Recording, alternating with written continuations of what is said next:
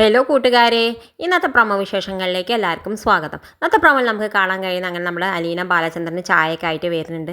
ബാലചന്ദ്രനോട് പറയേണ്ട അച്ഛ എനിക്കൊരു വിഷമമുണ്ട് എന്ന് പറയേണ്ട എന്ന് പറയേണ്ട ആ സമയത്ത് പറയുന്നുണ്ട് അച്ഛ അടുക്കളയിൽ താഴെ വായിച്ച മാഡം വേറെ വെപ്പ് തുടങ്ങി ആകെ എനിക്ക് വിഷമമായിട്ട് വയ്യാന്ന് പറയുമ്പോൾ ആയിക്കോട്ടെ അവളവിടെ വെക്കട്ടെ, ഇതൊന്നും കണ്ട് നീ വിഷമിക്കേണ്ട, അങ്ങനെ വിഷമിക്കുകയാണെങ്കിൽ ഞാൻ എത്രമാത്രം വിഷമിക്കണം, എനിക്ക് അറിയാലോ എൻ്റെ മനസ്സിൽ എത്രമാത്രം വിഷമം ഉണ്ടായിരുന്നു, അതിനൊക്കെ ഒരു താങ്ങും തണലായത് നീ മാത്രമാണ്, നീ എൻ്റെ മോളായ മുതലാണ് എനിക്ക് എല്ലാ തരത്തിലും സന്തോഷമായി, നീയാണ് എൻ്റെ ജീവിതം ഇങ്ങനെ മുന്നോട്ട് കൊണ്ടുപോകാനുള്ള ശക്തി വെളിച്ചം, നീ എൻ്റെ മകളായതാണെന്നൊക്കെ പറയുമ്പോൾ അലീനയ്ക്കാണെങ്കിൽ വല്ലാത്ത സന്തോഷമാവുന്നുണ്ട്. പിന്നെ കാണിക്കേണ്ടത് നമ്മുടെ ബാലചന്ദ്രനെ മനു വിളിക്കേണ്ടത്, എന്നിട്ട് ചോദിക്കേണ്ട അങ്കിൾ എന്താ അലീനെ ദത്തുപുത്രിയാക്കി എന്നൊക്കെ ഞാൻ കേട്ടല്ലോ എന്നൊക്കെ പറയുന്നുണ്ട്. ആടാ ഞാൻ അവളെ ദത്തുപുത്രിയാക്കി, നിനക്ക് ഇനി വേണമെങ്കിൽ അവളെ കെട്ടാന്നൊക്കെ പറയുന്നുണ്ട്.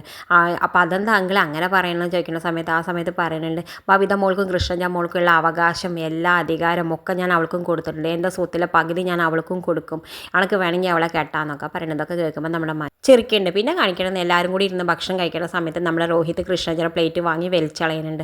അത് കണ്ടുകൊണ്ട് നമ്മുടെ ബാലചന്ദ്രൻ വന്നിട്ട് രോഹിത്തിന് ഒന്നിട്ടിട്ട് കൊടുക്കുന്നുണ്ട്. എന്നിട്ട് എല്ലാവരോടും കൂടി പറയുന്നുണ്ട് ഇവിടെ നിൽക്കണമെങ്കിൽ അലീനയുടെ ഭക്ഷണം കഴിക്കുക, അല്ലാതെ ഇത് വലിച്ചളയാനുള്ളതല്ല, ആർക്കൊക്കെ ഇവിടെ നിൽക്കണം എന്ന് ആഗ്രഹം ഉണ്ടെങ്കിൽ അവർ അലീനയുടെ ഭക്ഷണം കഴിച്ചിട്ട് ഇരുന്നാൽ മതി എന്നൊക്കെ പറഞ്ഞിട്ട് ദേഷ്യപ്പെട്ടിട്ട് പോകുന്നുണ്ട്.